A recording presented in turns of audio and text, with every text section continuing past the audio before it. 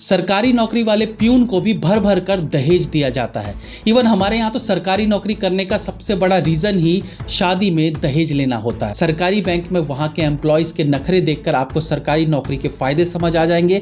वहीं आप private bank में जाइए तो जिस तरीके से वो आपको ट्रीट करते हैं वो दर्शाता है कि इसे अपनी नौकरी बचाने के लिए कितना कुछ करना पड़ता है। हमारे देश में एक डी ग्रेड की सरकारी नौकरी निकलती है तो उसे पाने के लिए 20,000 से ज्यादा लोग फॉर्म भरते हैं।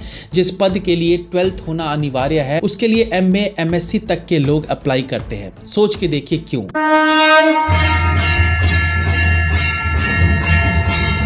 सुधीर चौधरी ने पिछले दिनों अपने शो में कहा था कि सरकारी नौकरी के लिए स्किल्स की ज़रूरत नहीं होती और सरकारी नौकरी वालों के लिए कहा जाता है कि उन्हें काम ना करने की तनख्वाह मिलती है और काम करने की रिश्वत। इस बयान को लेकर कुछ लोग तिलमिलाए हुए हैं और उनकी बात का विरोध कर रहे हैं। अब क्योंकि सुधीर चौधरी की इमेज एक राइट विंगर के तौर पर बनी हुई है तो उनकी बात का विरोध भी वही लोग कर रहे हैं जो राहुल गांधी को PM बने देखना चाहते हैं, जो लेफ्टिस्ट माइंडसेट वाले हैं या वो जो BJP के विरोधी हैं। क्योंकि उनके हिसाब से ये बात सुधीर चौधरी ने कही है तो उन्हें इसका विरोध करना ही है। अब समझते हैं कि सुधीर चौधरी ने कहा क्या है। हमारे देश में ऐसे युवा बहुत कम हैं जो स्किल्ड है और यही रीज़न है कि सरकारी नौकरियों के लिए लंबी लाइनें लगती हैं जिसमें किसी भी खास हुनर या स्किल की आवश्यकता नहीं है। सबसे ज़्यादा युवा इन्हीं नौकरियों को पाना चाहते हैं। सरकारी नौकरियों में तनख्वाह बहुत अच्छी होती है। अब जो लोग उनकी कही इन लाइन्स का विरोध कर रहे हैं, कपड़े फाड़ के नंगा नाच कर रहे हैं, वो भी ये बात जानते हैं कि सुधीर चौधरी ने जो कहा है वो गलत नहीं कहा है। हालांकि उन्होंने सभी सरकारी नौकरी वालों के लिए ये बात नहीं कही है। हमारे देश में एक डी ग्रेड की सरकारी नौकरी निकलती है तो उसे पाने के लिए 20,000 से ज्यादा लोग फॉर्म भरते हैं। जिस पद के लिए 12th होना अनिवार्य है उसके लिए MA MSc तक के लोग अप्लाई करते हैं। सोच के देखिए क्यों, जबकि उनमें बहुत से ऐसे युवा भी होंगे जो किसी और फील्ड में बहुत माहिर होंगे। बहुत से अप्लाई करने वाले ऐसे होते हैं जो ऑलरेडी प्राइवेट कंपनीज में अच्छी खासी बड़ी सैलरी वाली जॉब कर रहे होते हैं, बट साइड से वो C ग्रेड D ग्रेड तक की नौकरी के लिए आवेदन भर रहे होते हैं। और ये बात सच है, ये आप सब जानते हैं, ये आपके आसपास या जान पहचान में आपने ऐसे लोग देखे होंगे। तो ऐसा क्यों होता है कि युवा सरकारी नौकरी की तरफ आकर्षित होता है और सरकारी नौकरी के लिए स्किल की जरूरत क्यों नहीं होती? सरकारी नौकरी में आपकी नौकरी सिक्योर रहती है जब तक कि कोई बहुत बड़ा ब्लंडर आपने ना कर दिया हो। आपको कोई नौकरी से नहीं निकाल सकता। आपके पास टारगेट नहीं होते। कुछ नौकरियों में टारगेट हो सकते हैं लेकिन उसके लिए आपका सीनियर आपके सर पर तलवार लेकर नहीं खड़ा होगा। दुनिया इधर से उधर हो जाए, आपकी सैलरी एक दिन भी लेट नहीं हो सकती। मैक्सिमम सरकारी नौकरियों में आपको घर, मेडिकल, बच्चों की पढ़ाई, ये खर्चे वो खर्चे सब कुछ मिलता है।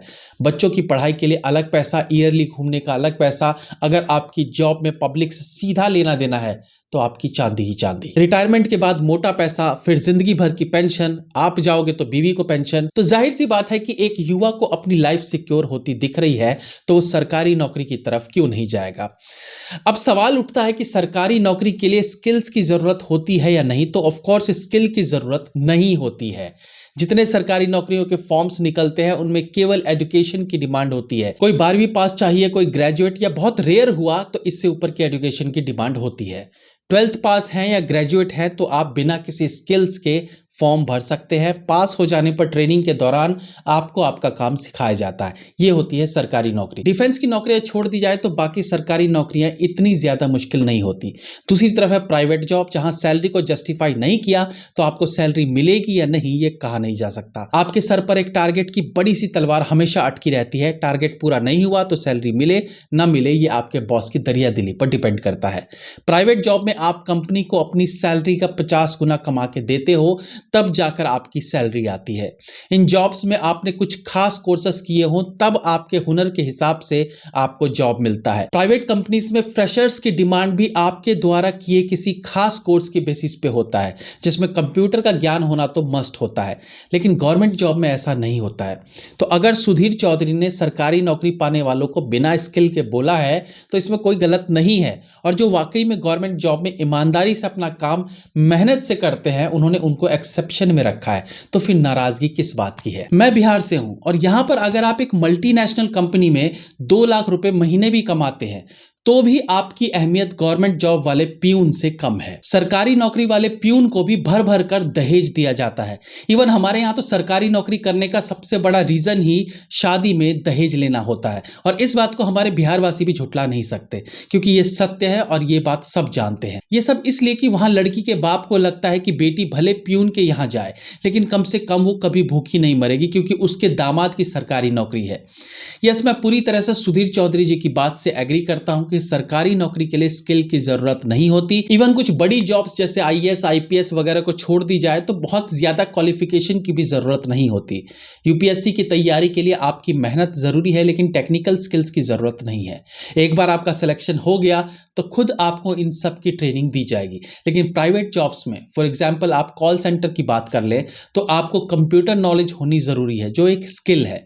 उसके बाद आपको 15 दिन की ट्रेनिंग में बताया जाएगा कि कॉल्स कैसे अटेंड करनी है। मेरे पिताजी खुद सेंट्रल गवर्नमेंट जॉब में थे, तो मेरी बातों पर आपको थोड़ा सा विश्वास करना चाहिए।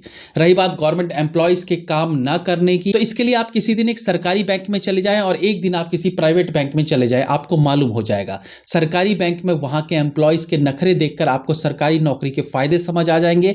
वहीं आप प्राइवेट बैंक में जाइए तो जिस तरीके से वो आपको ट्रीट करते हैं वो दर्शाता है कि इसे अपनी नौकरी बचाने के लिए कितना कुछ करना पड़ता है।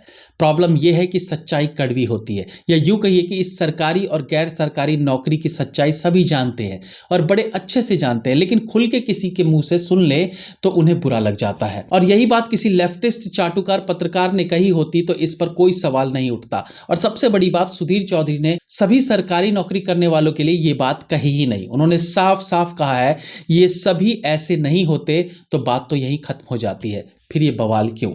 वो इसलिए कि विरोधियों के पास आजकल कुछ खास है नहीं चैलेंज करने को, तो उनके हत्थे जो चढ़ता है उस पर वो अपना राशन पानी लेकर चढ़ जाते हैं, चाहे उसका कोई सर पैर ना हो। प्राइवेट जॉब में हर रोज एक नया चैलेंज होता है। सरकारी नौकरी में चैलेंज तब तक ही होता है जब तक कि वो उसे मिल ना जाए, उसके बाद वो रिलैक्स हो जाता है। आपने अपने घर में या पड़ोस में या जान पहचान में कितनी बार ऐसा देखा कि प्राइवेट जॉब मिलने पर जश्न मनाया गया हो, या इवन मिठाइयाँ ही बांटी गई हो, चाहे उसका सिलेक्शन कितनी भी बड़ी कंपनी में हो गया हो। लेकिन जब लड़का या लड़की रेलवे में गार्ड की नौकरी भी पा जाए तो घर में खुशियों की लहर दौड़ जाती है, मिठाइयाँ बांटी जाती है, रिश्तेदारों के मुबारकबाद के कॉल्स आने लगते हैं। कभी सोचा है क्यों? जिस दिन इस फर्क को समझ जाएंगे, आपको सुधीर चौधरी की कही बात सच्ची लगेगी। जय हिंद, वंदे मातरम।